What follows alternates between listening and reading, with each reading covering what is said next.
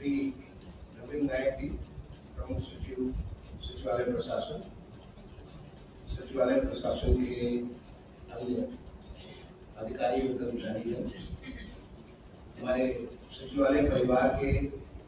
तमाम सारे पदाधिकारीगण, अन्य बंधुओं, देवियों, सज्जनों, आज 6 दिसंबर को हमारे देश की एक महान विभूति,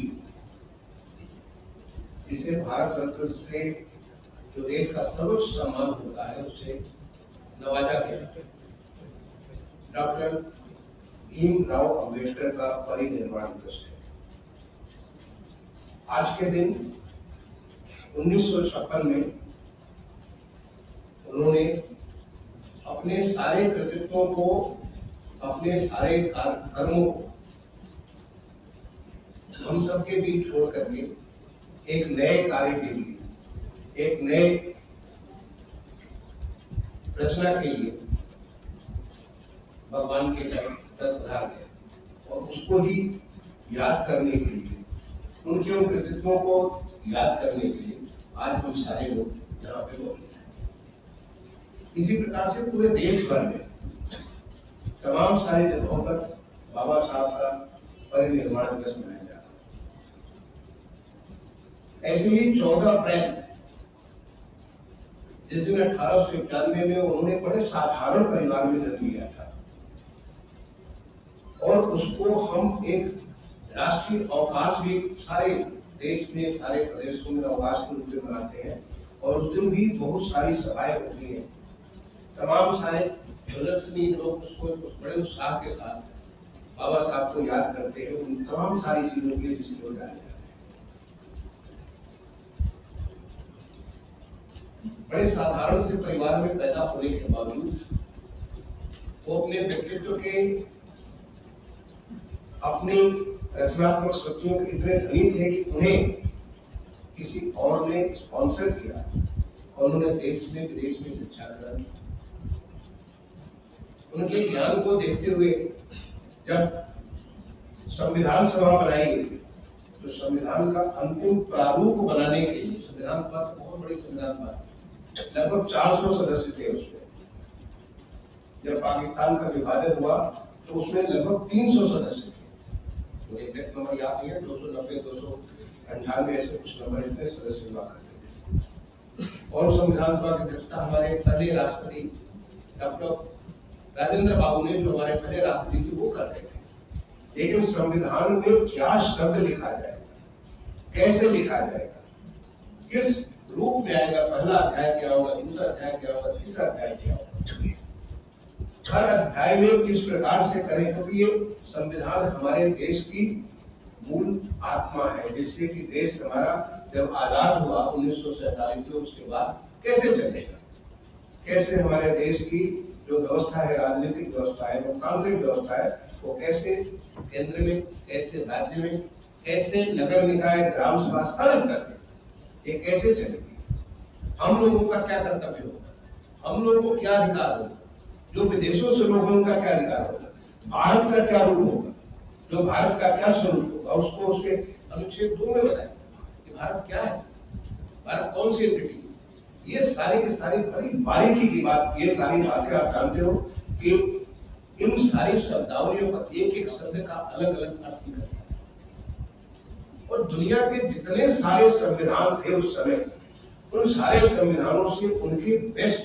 उनका जो सबसे अच्छा पाठ था, उन सारे पाठों को हमारे इतना बड़ा संविधान सभा ने बैठ करके एक चीज पे विचार करके उन्होंने तय किया कि ऐसा कुछ करेंगे। लेकिन तय तो कर दिया, पर तय करके उसे शब्दों में बांधना, और ऐसे शब्दों में बांधना जिससे कि आने वाली पीढ़ियां उसके अनुरूप काम कर सके। उस संविधान की आत्मा जो कि हमारे संस्कृति, हमारी धरोहर, हमारे जो देश की सैकड़ों सालों से हमारे ऋषियों मुनियों की ये जो धरती है, जहाँ भगवान राम, भगवान कृष्ण, भगवान बुद्ध से लेकर के इतने सारे तमाम सारे देवी देवताओं का यहाँ पे प्रादुर्भाव हुआ, उस धरती पे कैसे हम लोग एक साथ रह करके इस देश को चलाएंगे, ये बहुत बड़ी जिम्मेदारी है।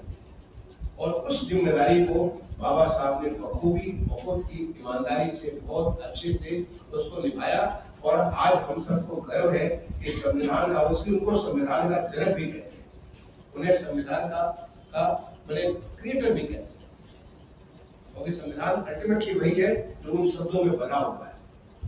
उन शब्दों से आज देश में जो पिछले 10 सालों में तरक्की हुई है,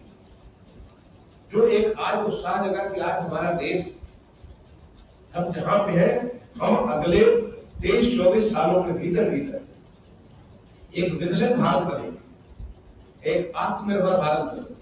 एक ऐसा देश बनेंगे जहां सबकी आकांक्षाओं को पूर्ति करने का अवसर होगा। इसके लिए हमें संविधान को परिवर्तन नहीं करना पड़ा, संविधान के स्वरूप को नहीं बदलना, उस लोकतांत्रिक स्वरूप को जिसमें हमारी एक संघीय व्यवस्था है और उसके नीचे हमारी जो राज्यों की व्यवस्था है और उसके नीचे हमारी तीसरे लेवल पे लोकल बॉडीज की व्यवस्था है, वो सारी व्यवस्था आज जैसी की तैसी उसी को हम उसी के माध्यम से इस देश की तरक्की के रास्ते पर लेके जा रहे हैं। ये बहुत बड़ी चीज है। मैं बाबा साहब की तरह बोलना चाहूँ तो घंटों में बोल सकता हूँ। उन्होंने जो देश को दिया है उसके लिए हमारा देश ऋणी है, हम सब ऋणी हैं, आने वाली दुनिया उनकी ऋणी है कि उन्होंने एक समतामूलक समाज की ऐसी व्यवस्था की जिसमें हम सबको अवसर मिले। और उसी अवसर का असर है कि आज एक साधारण परिवार से जन्मा व्यक्ति, जैसे बाबा साहब वहां से बल्कि कानून मंत्री, ऐसे साधारण परिवार से जन्मे व्यक्ति देश के सर्वोच्च कुर्सी पे, जैसे आज हमारी माननीय राष्ट्रपति महोदय है, आप जानते हैं उनके बारे में, उनका बैकग्राउंड जानते हैं। साधारण से परिवार से, एक हमारे आदिवासी परिवार से, उड़ीसा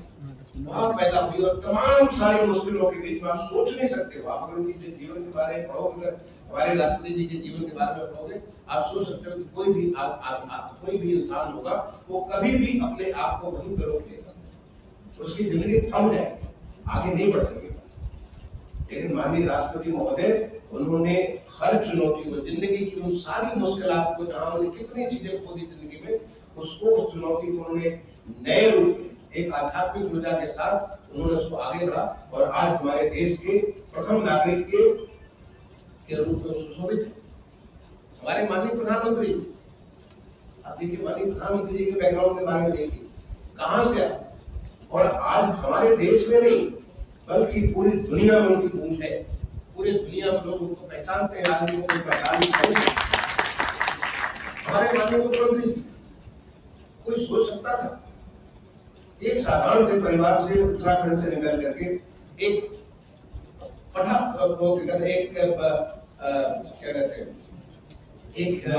वो पीठा भी सोते हुए, और आज हमारे उत्तर प्रदेश का, जो कि पूरे दुनिया में अगर काउंट करें तो 500 नंबर का देश होगा। राज्य है जो हमारे प्रदेश, हमारे देश का, लेकिन राज्य होने के बावजूद उसकी जो आबादी, उसकी जो पूरी क्षेत्रफल है, उसके हिसाब से दुनिया का 5वां देश होता है और उसका नेतृत्व कर रहे हैं।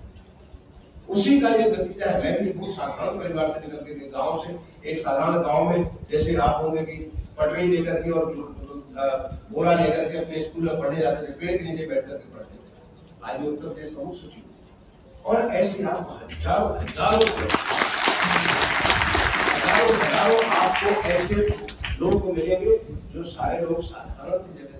क्योंकि देश ने ये ऐसा संविधान बाबा साहब ने दिया जिस संविधान के तहत हर एक को अवसर है, और ये अवसर कई गुना आज जो है देश में इतना बढ़ चुका है, जो पिछले 10 साल में जिस प्रकार से परिवर्तन की लहर देश में आई है, और इसीलिए एक देश को विकसित देश बनने की आशा हर एक भारतीय ने जग दी है। हर एक भारतीय समझता है कि हम अपने देश को हम विकसित देश के रूप में देखेंगे, जैसे अमेरिका है, जर्मनी है, इंग्लैंड, ऑस्ट्रेलिया है, न्यूजीलैंड है,